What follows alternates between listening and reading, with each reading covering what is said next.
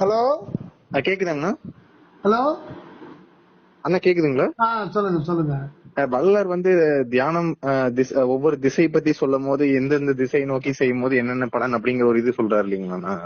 அது ஏற்கனவே சித்தர்களால சொல்லப்பட்டதுதான். இல்லண்ணா, அது இந்த இந்த புறத்துல இருக்கிற திசையா இல்ல நம்ம உடலுக்குள்ள இருக்கிற திசையான்னு கேக்குறேங்கண்ணா நானு. அது புறத்துல முதல்ல புறத்துலதான். இப்ப ஆரம்ப கட்டத்துல நாம் இருக்கும் பொழுது வடக்கு பக்கம் நோக்கிதான் தியானம் பண்ணணும். வடக்கு திசையை பார்த்துதான் உட்காரணும்னு சொல்றீங்க. ஏன்னா வடக்கு பக்கம் ஒரு நட்சத்திரம் ஒண்ணு இருக்குன்னு சொன்னார் சுவாமி. ஓகேங்கண்ணா. அந்த நட்சத்திரம் நம்மளுடைய எண்ண அலைகளை ஈர்த்து ஒரு ஒருமைநிலைப்படுத்துறது.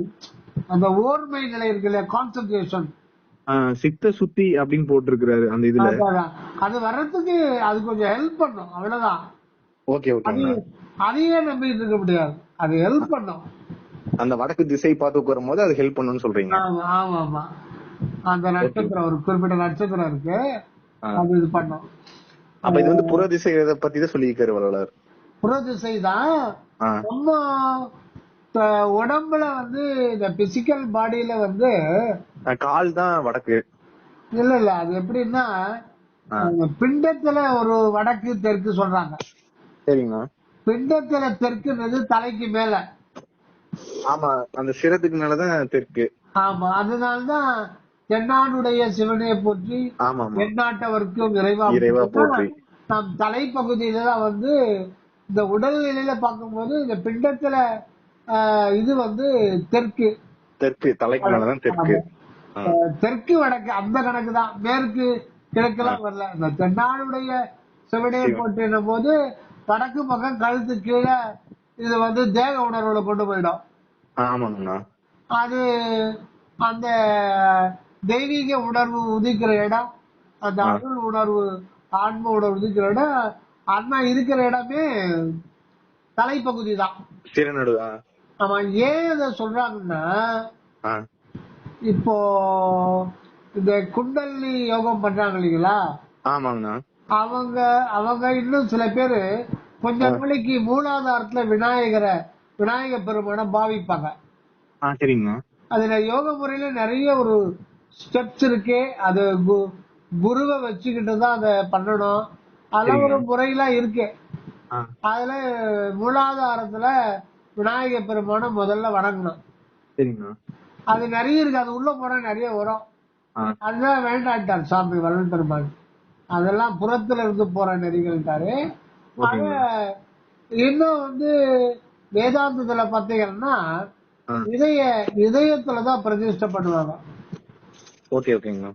பாரி சங்கம்லாம் இதய ஸ்தானத்துல தான் ஆன்மா இருக்குன்றாங்க. இப்போ அவரு ரமண மகரிஷி இருக்காரு இல்லைங்களா? அவரும் இதய ஸ்தானத்துலதான் ஆத்மா இருக்குன்றார். அவங்க தலைப்பகுதியே சொல்ல மாட்டாங்க, வேதாந்தத்துல தலைப்பகுதியை சொல்ல மாட்டாங்க. அதுல ஆதிசங்கர் ரமண மகர்ஜி ஒரு வித்தியாசமா சொல்லுவார். நான் சொல்ற இதயம் ரைட் சைடுல இருக்குதுன்றார். யாரு? ஆதிசங்கர்?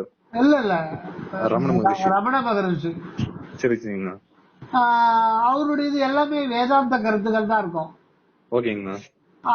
ஆதிசங்கரர் அவங்க எல்லாம் பாத்தீங்கன்னா வேதாந்தத்துல லெப்ட் சைடு இதயம் எங்க இருக்கும், அதாவது அநாகதத்துல தான் இது பண்ணுவாங்க. அந்த ஒரு அது ஜீவாகாசத்து வழியா போகுது. அது என்ட்ரன்ஸ் என்னன்னு பாத்தீங்கன்னா என்ட்ரன்ஸ் ஜீவாகாசம். இது ஸ்ட்ரெயிட்டா அருள் வெளி. இது எங்க இது உண்மையில உள்ளபடி இருக்குதோ அந்த நிராதார நிலையில போறதுதான். ஆமா, அது இது கூட சத்துசார ரீதியா தான் போறது. புரியுது. அந்த மாதிரி ஒரு அடயோகம் மாதிரி பண்றதெல்லாம் கிடையாது, விசார ரீதியா தான் உணர்வு. இந்த கண்ணாக்கு முக்கு செவி ஞான கூட்டத்துள் பண்ணாக்கி நின்ற பழம்பொருள் ஒன்று உண்டு, அண்ணாக்கு மேலே அகண்ட ஒளி காட்டி பெண்ணாக்கி நம்மை பிழைப்பித்தவாறு அதனால நம்ம தென்னகத்துல இருந்த தமிழ் ஞான சித்தர்களாகட்டும் ஞானிகளாகட்டும் எல்லாமே அந்த தலைப்பகுதி தலை நடு எடுத்துதான் சுட்டி காட்டுறாங்க. சிற நடுவுதான் சுட்டி காட்டுறாங்க. ஆமா ஆமா, அது வந்து நிராதார நிலையில் தான். அந்த நிராதார நிலையத்தை இந்த ஊசி முனை வாசல்னு சித்தர்கள் பாடல்ல சொல்றாங்க. அதுக்கு நிறைய வந்து பரிபாஷை இருக்கு. ஓகே ஓகேங்கண்ணா. அத வந்து எப்படி சொல்றதுன்னா பெருமான் நூலின் தரத்தில் நின்றதேன்னு புரியுதுங்கண்ணா. நூல் இருக்கு இல்லையா, இழை ஆடை நேரம் இல்லைங்களா, நூலு லுங்கி எடுத்துட்டீங்கன்னா 40க்கு 40 இருக்கு, 60க்கு 60 இருக்கு, 80க்கு 80 இருக்கு, 100க்கு 100 இருக்கு. அந்த திக்னஸ் 100க்கு 100 இழை பாத்தீங்கன்னா ரொம்ப மெலிசா இருக்கும், கண்ணுக்கே தெரியாது. அந்த லுங்கி கையில எடுத்து பாத்தீங்கன்னா ஒரு 100 கிராம் 150 கிராம்லயே முடிஞ்சு போயிடும். 40 இழை பார்த்தா வெயிட்டா இருக்கும். சரிங்க. அது வந்து நல்லா ஹெவி டியூட்டி பாக்குறவங்களுக்கு 40 போட்டாதான் சரி வரும். சரிங்க. அந்த மாதிரி இழை நூல் லைப்ரரின்னு சொல்ற நூலகம். ஆமா. அந்த வார்த்தை எப்படி வந்தது? 2 வார்த்தை சேர்க்கிறாங்க, நூல் அகம், நூல் பிளஸ் அகம். அகம் அகநிலை, அகநிலைன்றது ஆன்மாதான். அது எப்படி இருக்குன்னா நூல் போல இருக்கு. அதனாலதான் நூலின் கரத்தில் நின்றதே என்றார். அதனால நூலகம் பேர் வச்சாங்க. உங்களுக்கு உண்மையான நூலகம் உள்ளதா இருக்கு, நம்ம இதுக்குள்ளதான் இருக்கு, தலைக்கு நடு. அந்த நூலகமே நீங்க தான். அந்த நூலகம்னா அது ஆன்மாதான். சரி சரிங்க. அது நூல் போன்ற ஒரு அகம். அததான் வள்ளல் பெருமான் மகாதேவ மாலையில சொல்லும் பொழுது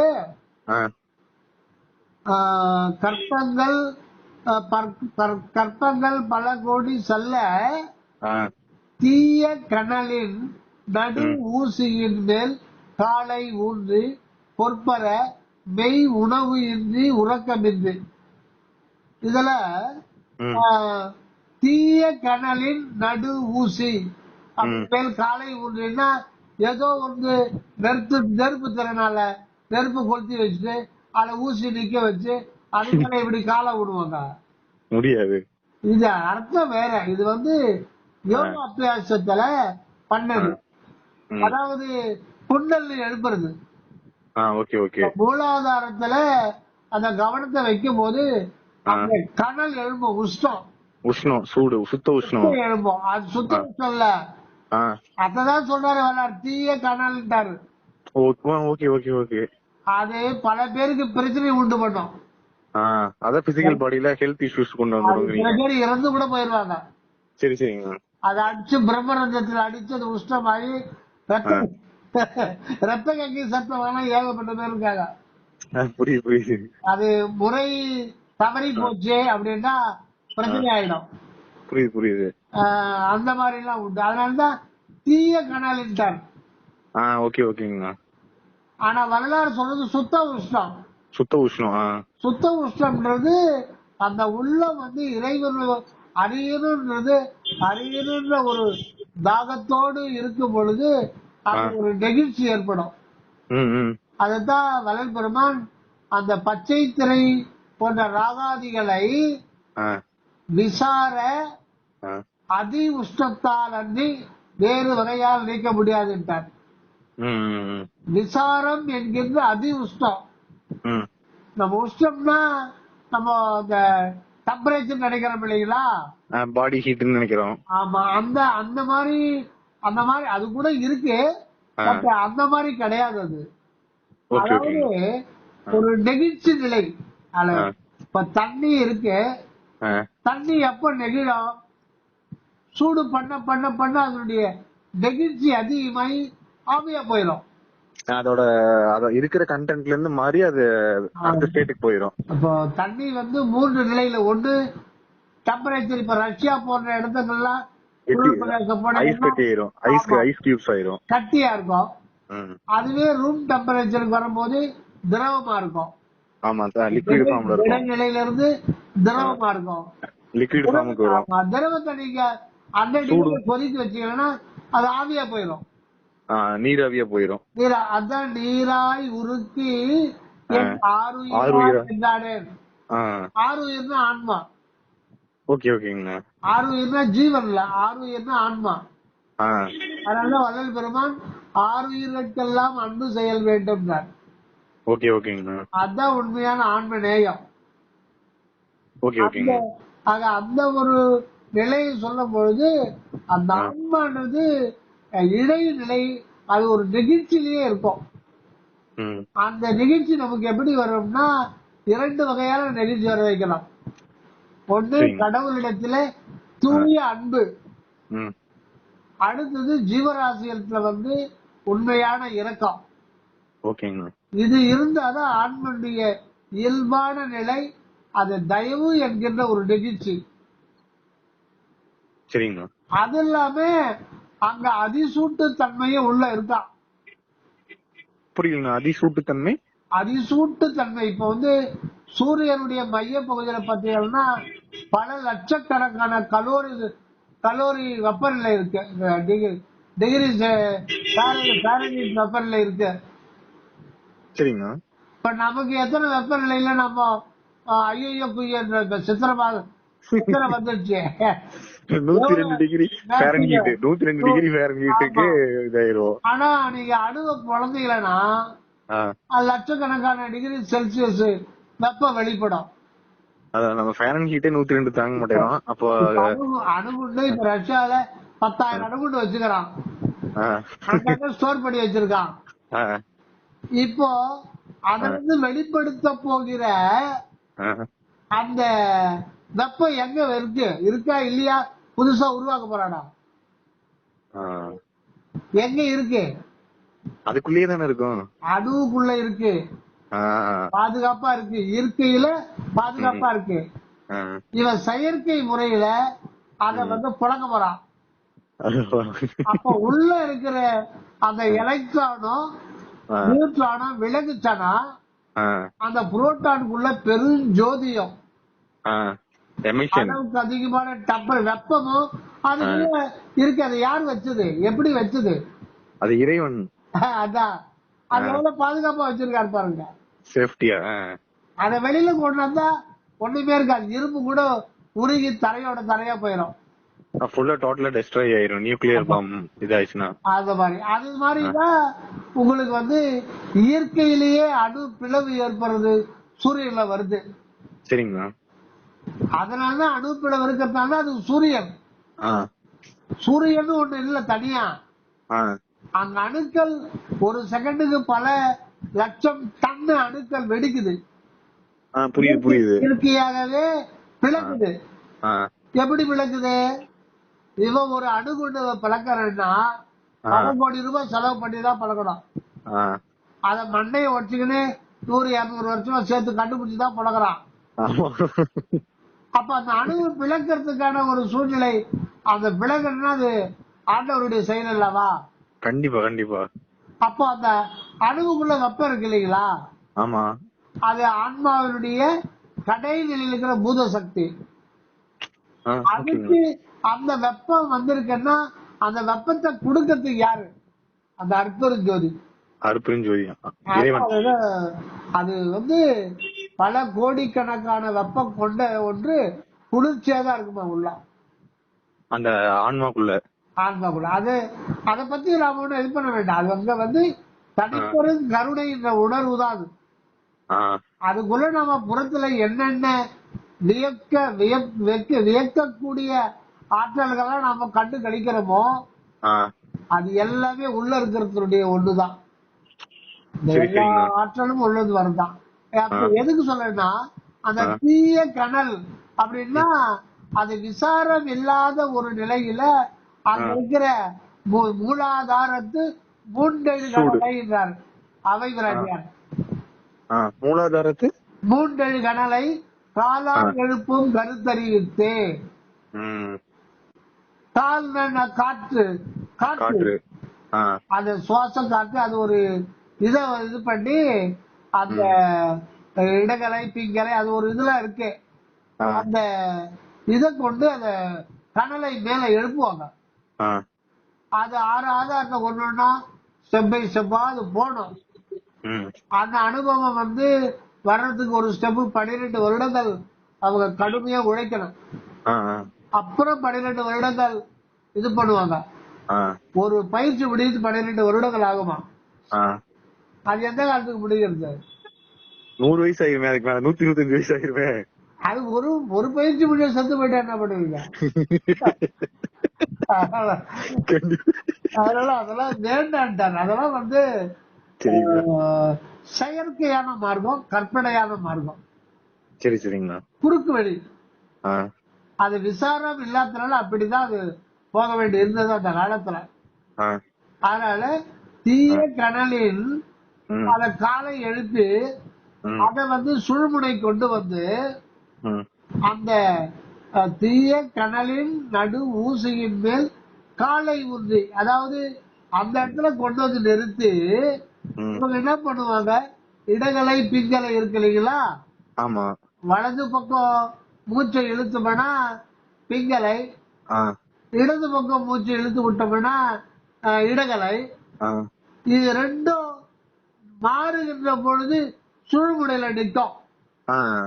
சூரியன், சந்திரன், சுழுமுனை. அது அது அது அது வேறு கோணத்துல பாக்குறது. ஆ, ஆ, இந்த கோணத்துல பார்க்கும் போது எதுக்கு ஆ, இதை பார்த்தாங்கன்னா, ஆ, அந்த அந்த சுழுமுனையில கலை மாறும் போது ஆ, சுழுமுனையில லாக் பண்ணிட்டாங்கன்னா ஆ. 1000 வருடம், 2000 வருடம், 3000 வருடம் கூட அந்த தேகம் அழியாம இருக்கும். இப்ப இந்த 18 சித்தர்கள் பின்பற்றுனது இந்த முறை தானாங்கண்ணா? அது தெரியாது, நமக்கு என்ன தெரியும்? நாம இந்த பக்கம் இருந்துகிட்டு அவங்கள பத்தி எப்படி பேச முடியும்? சரி, சரிங்க. அவங்கள பத்தி நம்ம சொல்ல முடியாது. அது ஓகே, ஓகேங்க. சர்வானந்த சாமி சொல்லலாம், வரலாறு சொல்லலாம். சரி, சரி, சரி, சரி. இதெல்லாம் சாமி சொல்றாரு, அதனாலதான் நமக்கு தெரியும். அதான். நம்ம மண்டையில ஒண்ணுமே இல்லையா? கண்டிப்பா, கண்டிப்பா. அதனால அவரு சொல்லி வச்சு போற தைரியத்துல நம்ம சொல்லிட்டு பேசுறோம். இருக்கோம், பேசிட்டு இருக்கோம். நமக்கே தெரிஞ்ச மாதிரி. புரியுது. அப்படின்னா தெரியுங்க. அந்த மாதிரி போயிட்டு இருக்கு இப்போ. ஆக ஓகே. அது தீய கனல் தான். ஓகே, ஓகேங்க. வரலாறு சொல்றது சுத்த விஷயம். ஆ, விசாரம் பண்ணு, சத்விசாரம் பண்ணு. ம், அந்த ஒரு ஆத்ம விசாரம், சத்விசாரம் இதெல்லாம் பண்ணிட்டு நெகிழ்ச்சியோட, அந்த நெகிழ்ச்சி எப்படி வரும்னா, ஜீவர்களுக்கு ஜீவர்கள் விஷயமாக உண்டாகின்ற ஆத்ம லாபத்தை கொண்டு கடவுளை வழிபட வேண்டும். ஆ, அந்த இரக்கம் தான். அதாவது எல்லா சமயத்திலையுமே எல்லா மார்க்கத்திலையுமே இரக்கம்ன்றது ஒரு மையமா இருக்கும். ஆமா. இரக்கம் இல்லாத எந்த சமய மதமும் இருக்காது. இப்ப இது சொன்னீங்களா, நான் மறுபடியும் சொல்லுங்க. ஜீவர்களுக்கு ஜீவர்களுக்கு ஜீவர்கள் விஷயமாக உண்டாகின்ற ஆன்ம உருக்கத்தை கொண்டு கடவுளை வழிபாடு செய்து வாழ்தல் வேண்டும். சரி, சரிங்க.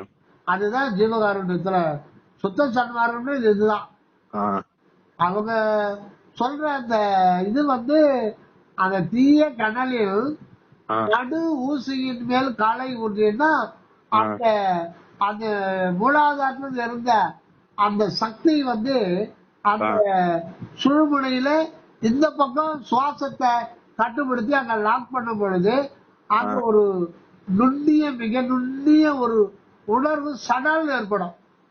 சரிங்க. அது விசாரத்துல வர்றதில்ல, ஆ, சட்டுன்னு வரும். அந்த இடத்துல லாக் பண்ணிட்டாங்கன்னா, காத்த லாக் பண்ணி வச்சாங்கன்னா சமாதி கூடிடும். புரியுது, புரியுது. அது ஒரு வகையான ஒரு ஒரு பார்சியல் மரணம் இல்லா பெருவாழ்வு. ஓ, பார்ஷியல் மரணம் இல்ல பெருவாழ்வு. ஆமா ஆமா, 1% மரணம் இல்லா பெருவாழ்வு சொல்லலாம். சரி, சரிங்க. அந்த மாதிரி ஆ, இந்த தற்காலிக முதல்வர் சொல்றாங்க இல்லைங்களா, ஒரு நாள் முதல்வர் மாதிரி. அந்த மாதிரி வச்சுங்க. சரி, சரி. அதெல்லாம் வேண்டியது. அதான் தீய கனல் அவங்க சொல்றது. அவங்களுடைய முறை மூலாதாரத்துல மூன்றெழு கனலை காலால் எழுப்பும் கருத்தறிவித்தேன். அந்த வித்தையை சொல்லணும்னு அவை பிராட்டியார் வேண்டுறாங்க விநாயக பெருமான் கிட்ட. அந்த மூலாதாரத்துல விநாயக பெருமான நினைச்சு வேண்டி அதை எழுப்ப சொல்லி அதை பண்ணது. இது நேரடியாவே சிற்றபையில நேரடியா சிற்றபைக்கு போறது. காரணம் மனதை எப்போதும் சிற்றமையின் கண்ணை செலுத்த வேண்டும். இது எங்க ஸ்டார்ட் ஆகுது?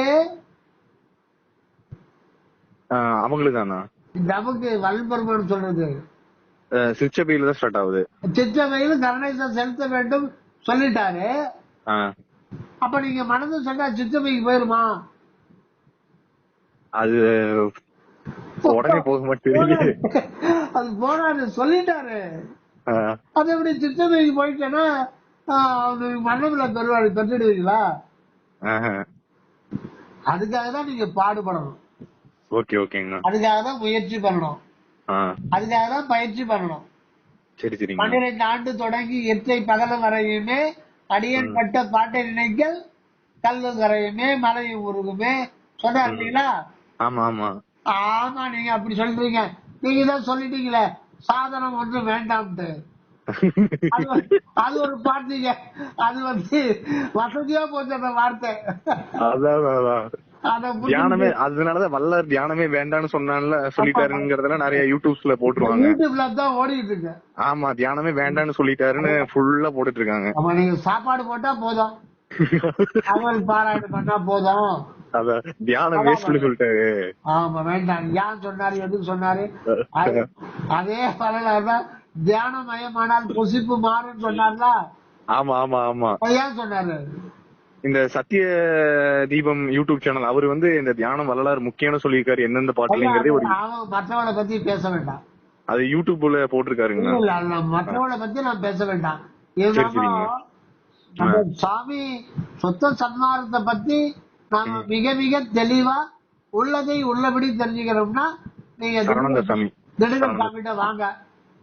இல்ல எனக்கே தெரியும் அப்படின்னு சொன்னா நீங்க போங்க. அது ஒண்ணும் இல்ல. எனக்கு தெரியல, நமக்கு தெரியல, ஒன்னும் கண்ணெல்லாம் ஒண்ணும் தெரியல உள்ள போறதுக்கு அப்படியே வாங்க.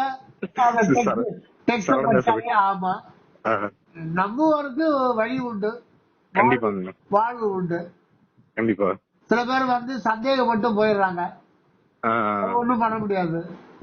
அந்த உணர்வு புரிதல் இல்லாதனால போயிடுறாங்க. ஆமா ஆமா. அதுக்கு ஒரு அனுமதி வேணும். வரலாறு ஃபில்டர் பண்ணி தான் அனுப்புறாங்க. கண்டிப்பா கண்டிப்பா. ஆக அந்த நூல் அப்படின்றது எது கேக்குறதுன்னா அந்த ஆன்ம நிலை அப்படிதான் இருக்கு. அதனாலதான் ஊசி நடு அப்படின்றாங்க அந்த பாடல்ல.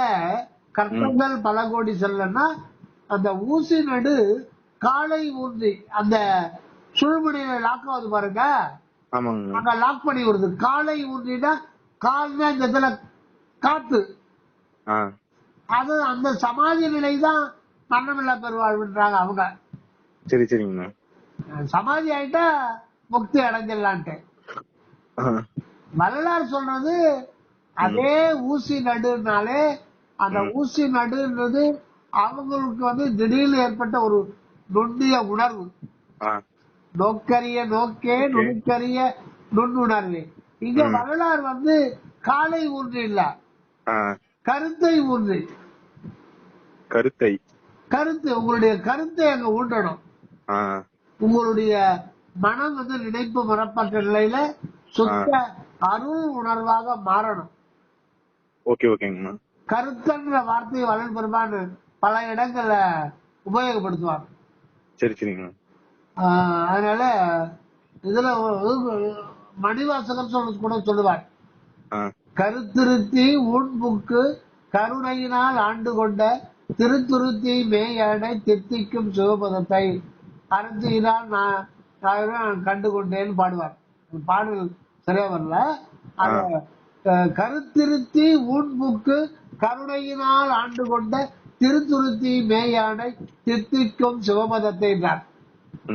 அந்த இறைவனுடைய திருவடியை நம்ம கருத்திலே வைத்துக் கொள்ள வேண்டும். அந்த இறைவனுடைய திருவடின்றது அருள் உணர்வு அல்லது அருள் வெளி அல்லது தனிப்பெரும் கருணை. அதுதான் சிற்றமையா இருக்கு. அதுதான் அந்த இடத்துல நீங்க கவனம் வைங்க. நீங்க அந்த கீழே போய் அந்த மூலாதாரத்தை மூன்றுகள்ல காலெல்லாம் ஏற்றிட்டு வர வேண்டாம். அது அந்த வேலை எல்லாம் பண்ணாதீங்க. யோகம் செய்ய வேண்டாம். யோகம் செய்ய வேண்டாம். அதான் ஒரே ஒரு வார்த்தை. சரி சரிங்கண்ணா. சமாதி பழக்கம் அல்ல, சகஜ பழக்கம் தான். பழக்கம். அதனால பட்டு பட்டுன்னு உடைச்சு விட்டார். மேற்கொண்டு அதை பத்தி ஒன்றும் விசாரிக்க வேண்டியதே இல்லை. அதனால அந்த ஒரு இதுல அதனால இந்த வெள்ளிடை நீங்க நடராஜபதி மாலையெல்லாம் கூட வெள்ளிடையால் சிவகாம வள்ளி மணவாளெல்லாம் வரும். அதே மாதிரி அந்த அருள் ஆண்டவருடைய அந்த அறிவுன்றது, கடவுளுடைய அறிவுன்றது அருள் உணர்வு தான். அதைத்தான் சைவத்துல வந்து அருள் சக்தி அன்னை அப்படின்னு சொல்றது. அவருடைய அற்பர் ஜோதி ஆண்டவருடைய தன்மை என்னன்னா தனிப்பெரும் கருணை. அதான் அருள் அல்லது அருள் உணர்வு. அந்த அருள் உணர்வு தான் இங்கு மனிதனாக உடல் உயிர் ஆன்மா ஏற்று ஓங்கார வண்ணங்காய் வந்துள்ளது. அது வாழ்வு நிலைக்கு வந்திருக்கு. அதுதான் விசாரத்தில்தான் புரிந்து கொள்ளணும். அதனால இழை நூல் அந்த ஒரு இதெல்லாம் வந்து ஊசி நடு, ஊசி முனை, முள்ளு முனை, இது எல்லாமே வந்து ஆன்மாவினுடைய அனுத்துவமான ஒரு புள்ளி நிலையை குறிக்கிறது. சரி சரிங்க. அது வந்து சொல்ல அதை நம்ம அந்த உணர்வு நிலைக்கு அந்த புருவ மத்தியில இருந்து அந்த உள்ளுணர்வு நிலைக்கு நம்ம வந்து அதை கொண்டு போய் வைக்கணும். அந்த உள்ளுணர்வு நிலையை வந்து அதை நோக்கணும். அந்த உணர்வு தான் உண்மை மனிதனுடைய மூல நிலை. ஆனா நமக்கு வந்து அந்த உணர்வு வந்து எப்படி இருக்குன்னா ஜடம் போலதான் இருக்கு. அந்த உணர்வு நம்ம புருவ மத்தியில கவனம் செலுத்தி இன்னும் உள்ள போனாலுமே வந்து அந்த உணர்வு இருக்கிறேன்ற உணர்வு இருக்கு இல்லைங்களா, அது எதனால ஆனதுன்றது நம்ம கண்டுபிடிக்க முடியாது. ஃபர்ஸ்ட் இன்ஃபர்மேஷன் உங்களுக்கு கண்டிப்பா கிடைச்சிடும். அது என்றும் உள்ளதுன்றது அனுபவபூர்வமா தெரிஞ்சுக்கலாம். அது என்றும் உள்ளது. அது வந்து அதுக்கு பிகினிங்கும் கிடையாது, எண்டும் கிடையாது. அந்த ஒரு இது வந்து தெரிஞ்சுக்கலாம். பட் அதுக்கு மேல இருக்கிற சீக்கிரட்லாம் அணியணும்னா நம்ம நிறைய தியாகம் பண்ண வேண்டியிருக்கு, தற்போது போக வேண்டியிருக்கு. அதுதான் வள்ளல் பெருமான் 2 வாரத்துல ஆடாதீர் அசையாதீர். ஆடுதல்னா நான் நான் என்கின்ற ஆணவம், இண்டிவிஜுவாலிட்டி. அந்த கரெக்ட்.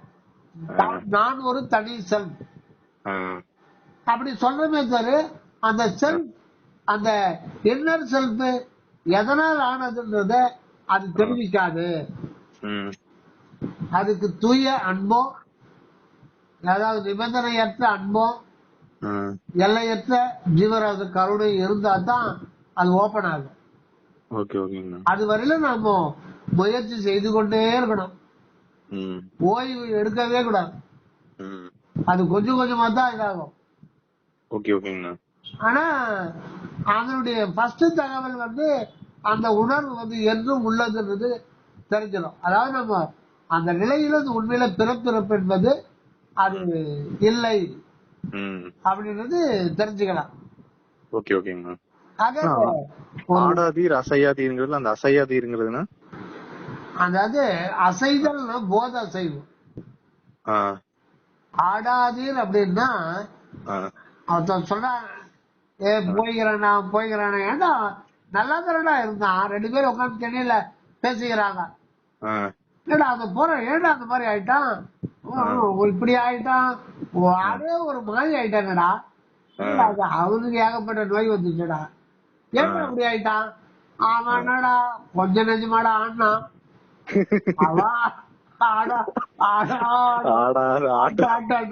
ஆண்டவன் பார்த்து அடங்கிட்டான். அப்ப என்ன அந்த ஒரு நிலையில அந்த அகந்தை ஆணவம் அப்படின்னு நினைக்கிறது சொல்றோம் இல்லைங்களா? கண்டிப்பா. ஆனா அதனுடைய உண்மை என்னன்னா எல்லோருக்குமே அந்த ஆணவ மனம் இருக்கு. ஆணவம்ன்றது நாம் நினைக்கிற அது கிடையாது. ஆணவம்ன்றது நீங்க இருக்கிறேன்ற ஒரு உணர்வு இருக்கு இல்லைங்களா, அதுதான் நாமும் நினைக்கிறோம் இல்லையா? அங்கதான் பிரச்சனையே இருக்கு. புரியுதுங்க. ஏன்னா இருக்கிறேன் இருக்கிறேன் அந்த உணர்வு அதனுடைய வண்ணம் நான் வண்ணத்துல விளங்குது இல்லைங்களா? ஆமாங்க. அந்த வண்ணத்துல விளங்குறது வந்து ஆல்ரெடி ஆண்டவருடைய திருவருள் அந்த வண்ணத்துல விளங்கிக்கிட்டே இருக்கு. ஆமா, அருட்பெருஞ்சோதி ஆண்டவர். ஆமா, ஆண்டவருடைய திருவருள். அந்த திருவருள் தான் அந்த உணர்வே நான் என்ற வண்ணத்தில் தான் வெளிப்படும். அது ஒரு வெளிதான். நம்முடைய நிலை வந்து ஒரு அனுத்துவமான ஒரு வெளிதான். அது இந்த வெளிக்குள்ள அகண்டமே அடங்கி இருக்கு. அது ஒரு உணர்வு என்கின்ற வெளி அல்லது உணர்வு என்கின்ற சுடர். அது எப்பவுமே நான் வந்து இருக்கும். இத பத்தி இன்னும் கொஞ்சம் டீடைலா சொல்லணும்னா, இப்போ சூரியன் இருக்கு. சூரியன் 15 கோடி கிலோமீட்டருக்கு அப்பால இருக்கு. அதனுடைய வெப்பம் இங்க பூமி வந்து அடையுது இல்லையா? ஆமா. எது மூலம் வருது?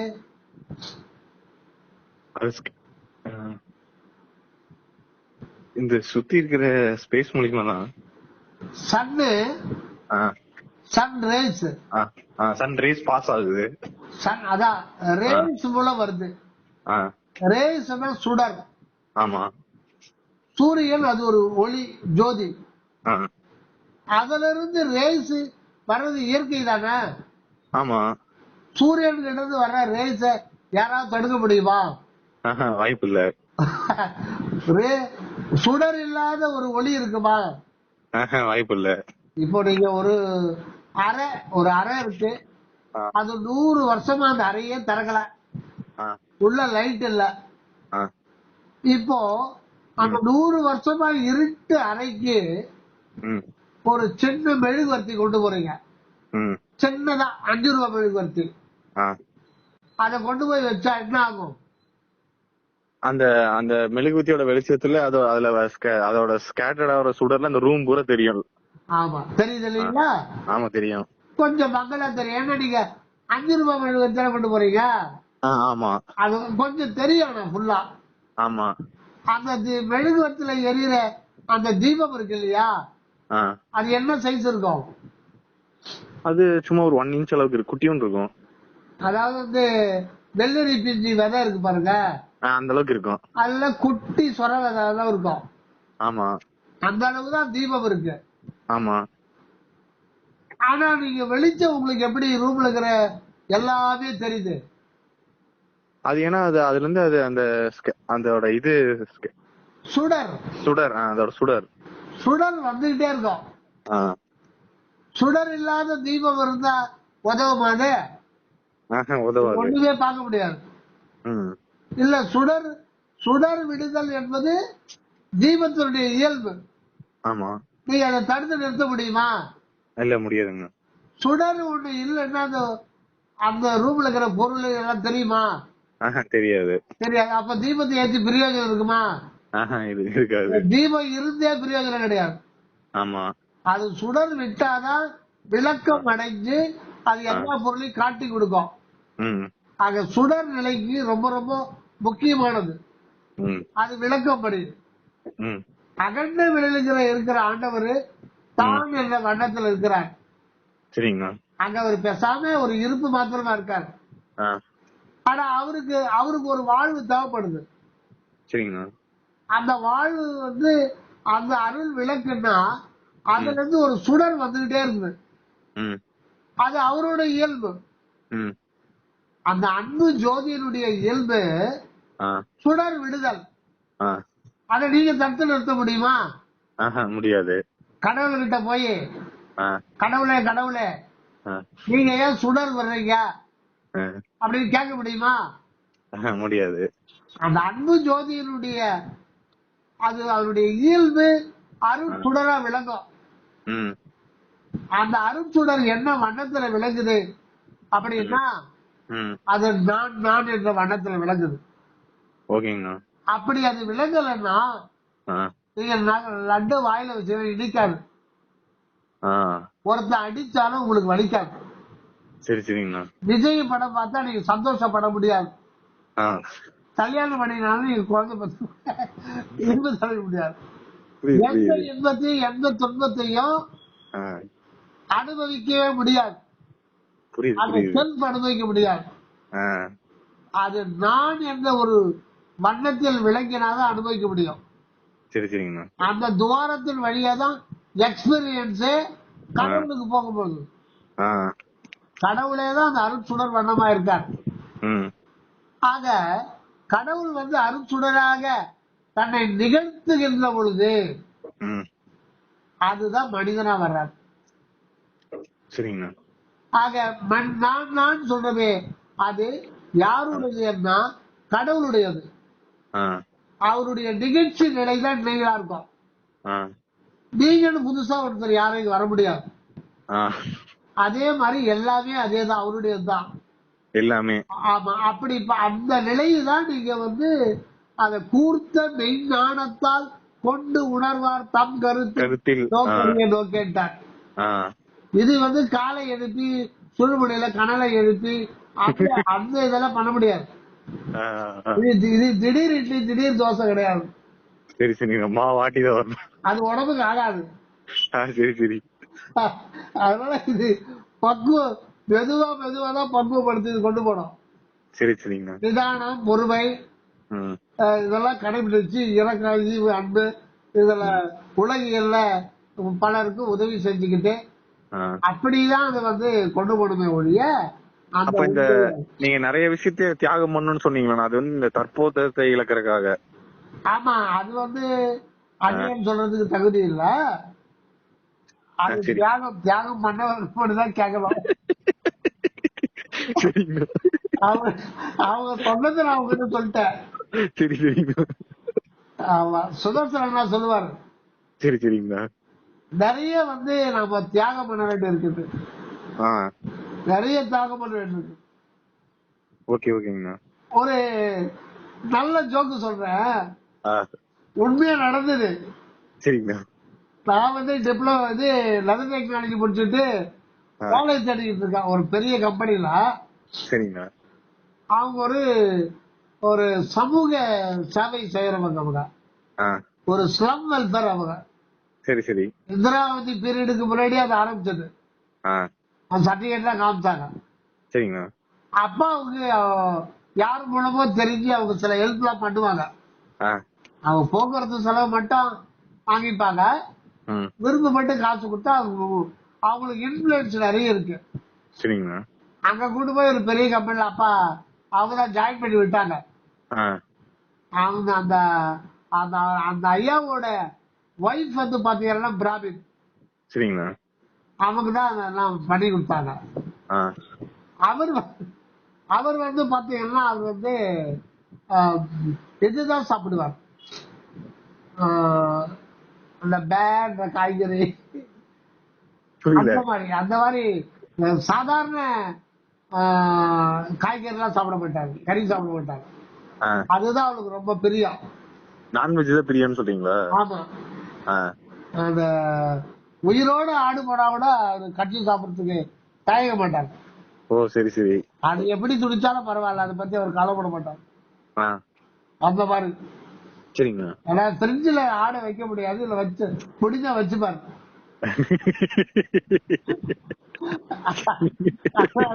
அந்த மாதிரி ஆளு. அவரு சொன்னாரு ஒரு முறை ஒரு சாப்பிட்டு இருந்தோமோ, எங்களுக்காக நாங்க போன அப்பா நானும் சாப்பிட்டு வரும்போது அந்த அம்மா வந்து கத்திரிக்காய் முருங்கைக்காய் சாம்பார் போட்டு செஞ்சாங்க. அவர் எதிரில உட்காந்து சாப்பிட்டு இருந்தாரு. அசைவத்தை பத்தி பேச ஆரம்பிச்சார். அப்போ அவருடைய தியாகத்தை பத்தி பேச ஆரம்பிச்சார். என்னன்னா அப்பா பேர் சொல்லி கூப்பிடுவாரு, முருகேசா, நான் வந்து எங்க பொண்ணு படிச்சுட்டு இருக்கு, ஒரு ஹாஸ்டல்ல சேர்த்துட்டேன், ஆனா வந்து ஞாயிற்றுக்கிழமை இங்க வந்து போமான்னு சொல்லிடுவேன். அவர் சொல்றாரு உங்க அப்பாட்ட, அப்பா கிட்ட பார்த்து சொல்றாரு. நல்லா பேசுவாரு அப்பா கிட்ட. அப்பா வாங்கிட்டு வந்தாரு இல்லைங்களா, அது பேசுவாரு. அப்ப வந்து சில சமயத்துல லேட்டா கூட வருமா, ஒர்க் இருந்துச்சுன்னா இந்த ரெக்கார்டு இது வேண்டியதெல்லாம் இருந்துச்சுன்னா ஒரு மாசத்துக்கு ஒரு கூட வந்துடும் அந்தம்மா பொண்ணு. அப்புறம் சொல்றாரு, தியாகத்தை பத்தி சொல்றாரு. ம், ம். ஒரு மாதிரி மயக்கம் ஆயிடாதுங்க. சொல்லுங்க. முருகேசா, நான் வந்து கோழிய வந்து கட் பண்ணுவேன். ஆ, ஆனா அந்த கட் பண்ண அந்த தொடகரிய வந்து வேலைக்காரன்ட்டே குத்துருவேன் அப்படின்னாரு. சரிங்கண்ணா. ஏன்னு கேட்க வேண்டிய முருகேசா அப்படின்னு கேட்டாரு. ஆ, சொல்லுங்க அப்படின்னாரு. ஆ, என் பொண்ணுக்கு தொடகரைன்னா ரொம்ப பிரியம். ஆ. அது என் பொண்ணு இல்லாத நேரத்துல நாங்க சாப்பிடலாமா? அது வந்து எனக்கு விருப்பம் இல்லை. நான் பொண்ணையே சாப்பிடல, அது இல்லாத. ஏன்னா என் பொண்ணு அதுதான் ரொம்ப விரும்பி சாப்பிடுவான். ஆ. அது பாவம் இல்லாத ஸ்கூலுக்கு போது போயிட்டாங்க. அதை நான் சாப்பிடறேன். நான் வந்து அதை நான் தியாகம் பண்ணிட்ட முருகேசா. இது இது உண்மையா நடந்தது. நாங்க அப்பவே சைவம். அப்பதான் முதல்ல அதுக்கு ஒரு வருஷத்துக்கு முன்னாடி சைவம். அப்பவே பழன் பெருமானுடைய திருவருப்பா கிடைச்சது. சரி, சரிங்க. ஆமா, அது எனக்கு அதிர்ச்சி ஆயிடுச்சு. அவங்க போய் சிரிக்க முடியுமா? வேலை வாங்கி தராங்களா? இல்ல, அங்க சிரிக்க முடியாது. ஆனா அந்த அம்மா சாப்பிடாது. அவங்க வைஃப் சாப்பிட மாட்டாங்க. ஆமா, சமைச்சு கொடுத்துரும். ஆ, ஆனா சாப்பிட மாட்டாங்க. அவங்க பிராமின். சரி, சரிங்கண்ணா. அந்த மாதிரி அந்த அம்மா கரெக்டா இருப்பாங்க. ஒவ்வொருத்தரோட தியாகம் வந்து ஒவ்வொரு நிலையில் இருக்கு. அந்த மாதிரி தியாகிகள் கூட இருக்காங்க. சரி, சரி. நம்ம வந்து அந்த போதை அசைவு இருக்காங்களே, அசையாது என்ன